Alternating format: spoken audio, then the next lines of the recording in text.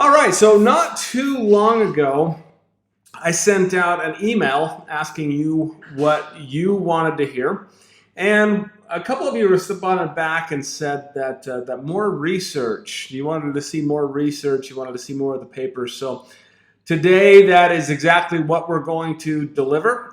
What I've done is I've gone through this article from the International Journal of Molecular Sciences from 2013.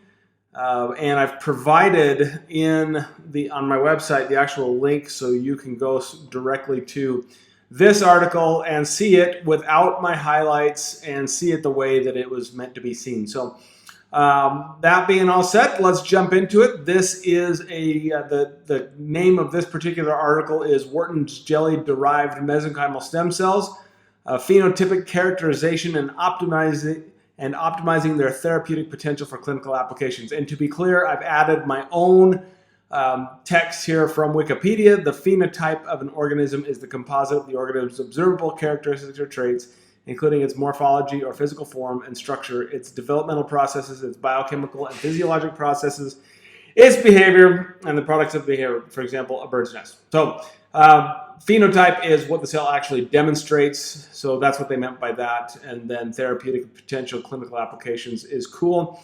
To give credit to the authors, here they are.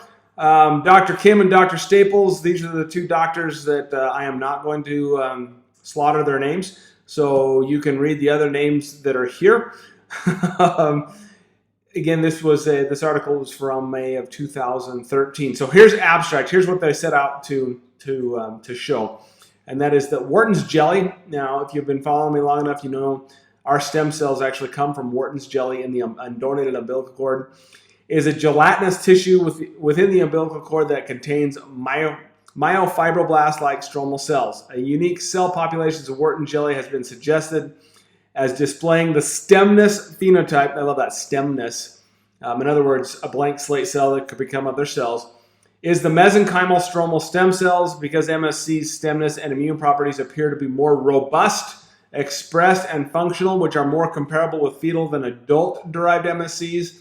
MSCs harvested from the young Wharton's jelly are considered much more proliferative, immunosuppressive, and even therapeutically active cells than isolated from older adult tissue sources such as the bone marrow or adipose, which is fat tissue. So right from the get-go, what these authors do is jump right in and say, hey, what we've seen is that umbilical cord stems, these stem cells that are coming from umbilical cords versus coming from older cells that are coming from bone marrow or fat tissue, which is yourself. These cells are more proliferative, immunosuppressive, and more therapeutically active. They're better cells. So right from the get-go, that's what they point out. The present review discusses the phenotypic characterizations. I'll let you read through this because I've provided, again, the text for you. So looking at some of the highlights that I got from this particular article, what they do next is they actually go in and talk about the how and the why these stem cells are better, and it talks about the prototypical feature of MSCs is their plastic adherence expressed a phenotypically defined set of surface markers, including CD90, CD73, and CD105. What that means is that these particular cells meet the criteria from the International Stem Cell Society, or International Society of Cellular Therapies, which is ISCT. They meet their requirements to be labeled as a mesenchymal stem cells. I did videos about that earlier. To this end, the young age of Wharton jelly suggests that MSCs harvested from the fetal origin will exhibit a much more proliferative, immunosuppressive, and even therapeutically active stem cells than those isolated from older adult tissue sources such as the bone marrow or that part. So they say it again, these are better cells. Right? They do get into in this article, they will go in and talk about this fetal origin. These are not fetal stem cells. They do talk about how they are a mix of fetal and adult because they're coming from donated umbilical cords. We will get to that here shortly.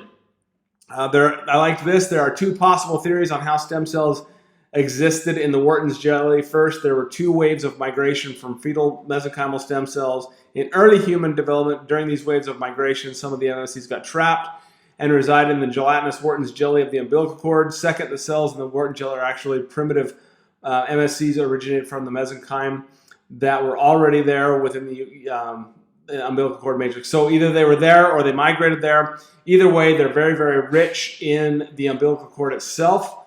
And if you think about it, it's actually a pretty cool mechanism because they're a protective mechanism between the mom's immune system, which is supposed to kill off anything that comes in, and this new embryo, which the immune system should think is a foreign invader, but it doesn't because of the stem cells' immunosuppressive reactions in that umbilical cord. I pointed that out because I just think it's cool. So moving on, they do start to differentiate and say, okay, here's the different types of stem cells that have been isolated from human. There's embryos, there's fetuses, there's both birth-associated tissues, and then there's adult organs. This is where our clinic focuses, is in those birth-associated tissues. I liked this cross-section of the umbilical cord they did. Umbilical cords will always have two arteries and a vein, and this light pink stuff around is actually the Wharton's jelly, where these stem cells come from. Then they start talking about embryonic stem cells. Now remember, embryonic stem cells are actually coming from human embryo, so this is after fertilization. And they say ESCs are pluripotent cells, which means they could become a lot of stuff, which theoretically can be, I can't talk today, can be differentiated into almost all tissues in the human body. However, ESCs have limitations for use. Their primary use in this country is for research. When people get all fired up about using stem cells from dead babies, well, they're not from dead babies, they're from embryos, but they're not used for treatment, they're used for research. For example, the flu shot, they use embryonic stem cells for research for the flu shot. Just a gee whiz thing. The principal limitation is an ethical problem because ESCs are derived from the inner cell mass of a blastocyte, an early stage embryo. Isolating the embryoblast or inner cell mass results in destruction of the fertilized human embryo, which raises ethical issues. Although the source of the blastocyte was generally discarded material from in vitro fertilization clinics, there's no consensus whether or not a human life at embryonic stage should be granted. Other limitations are the risk of immunorejection and tumorigenesis, or they can actually produce tumors. Sorry for the beep. Let me shut off this other computer so it doesn't beep on us again. So the reason why the use of embryonic stem cells in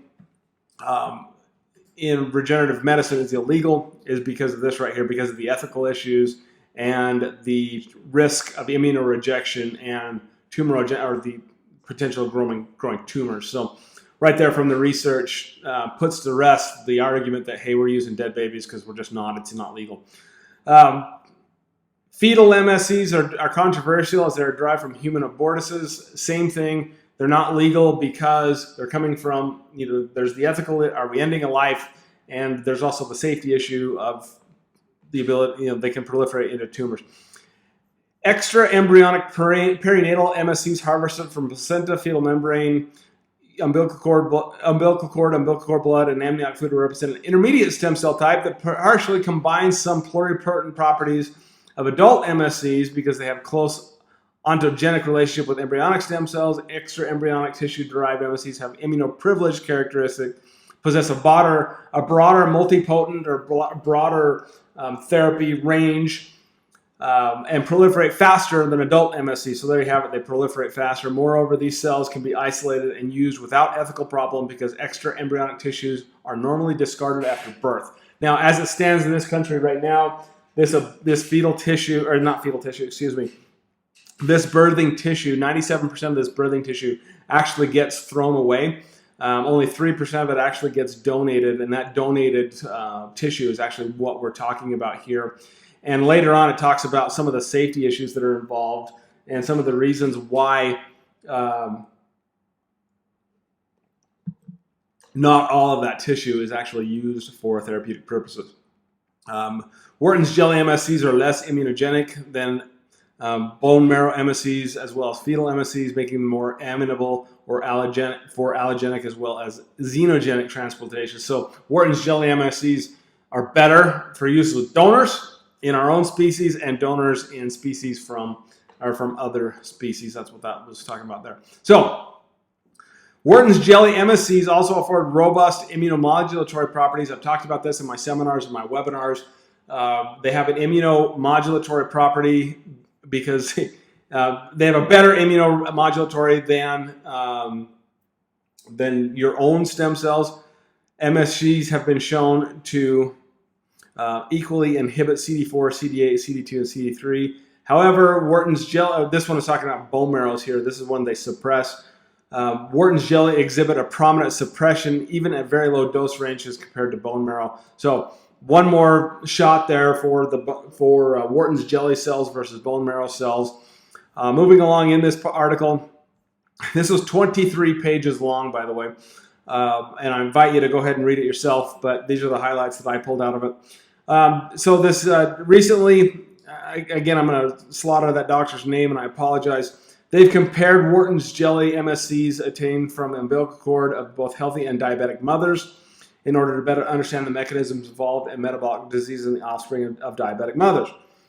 Although the same markers were expressed in Wharton's jelly MSCs attained from both healthy and diabetic mothers, their expression levels differed, possibly due to a difference in functional characteristics of the two groups. Lower levels of CD90 were observed in diabetic mothers, which were a result of plasticity decrease of these cells. So the cells that we use when they pass through the screening process, things like diabetes and other metabolic diseases are going to make them so we can't use these cells. That way we know that we're getting the most robust, the most proliferative cells that we know about. That's why I pointed that out in there. So clinical applications, and there's the research article for these clinical applications. Number one, cancer therapy. I want to be clear here. We do not treat cancer, but they have been shown that stem cells therapy has a significant potential to treat various diseases, including primary and metastatic cancers. You can go through and read these. I've provided them for you. I like this. The homing ability of stem cells seem to be mediated by the interaction of cytokine growth factors and the receptors. So even the researchers are showing that these stem cells do have they do have a homing ability. So when people ask me, if we're going to do IV therapy with exosomes, how do they find their way? Well, they have a homing ability that's mediated by inflammatory responses and the cytokine growth factors. Cell therapy has also emerged as an attractive alternative to orthopedic liver transplantation. So liver disease is noted in this. Cardiovascular disease is noted in this particular article. I think this is an anti-inflammatory thing. I've been saying for years that cardiovascular disease is actually coming from inflammation, not from cholesterol and plaquing. The cholesterol and plaquing is actually there because of the inflammation. And if we can reduce that inflammation, it's going to help with cardiovascular disease. Cartilage regeneration, this is our baby. Cartilage is a specialized connective tissue which has poor regeneration and self-repair capacity in vivo. Traumatic injury or autoimmune response are among the main causes of cartilage damage degeneration, for which new hope comes from tissue engineering using stem cells, which have undergone chondrocyte-like differentiation. And what we're finding is when you introduce these umbilical cord cells into an environment that has broken down cartilage, they can actually become and grow new tissue.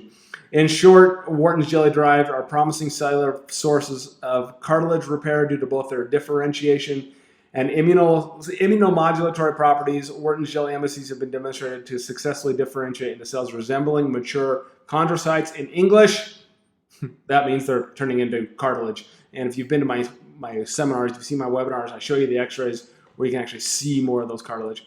Peripheral nerve repair, this was a pretty specialized branch of this. They were actually taking nerves that had been severed. So when people ask me about spinal cord injuries, that's more of central nervous system. This is talking about nerve roots once they exit the spinal cord. In this system, so basically what they were doing is they were, putting an artificial nerve conduit between the two nerves that were severed and then introducing stem cells to help those nerves grow together. Again, this is way more technical than what we're doing here. I just wanted to point out that they're doing it, and I think it's awesome. And then last but not least is cardiac differentiated of human Wharton jelly-derived cells. This particular section, they talked about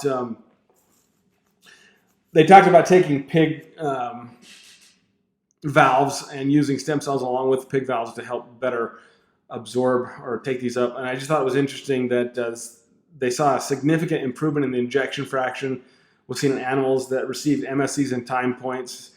Taken together, these results suggest that MSCs administered 24 to 48 hours after myocardial infarction or heart attack have a significant strong benefit lasting longer than 25 weeks. Additionally, I love this.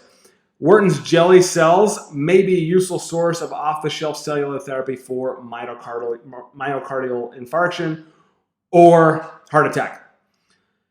So we're not here yet, but you hear me talk about how stem cells are the future of medicine. It's articles like this that point that out to me.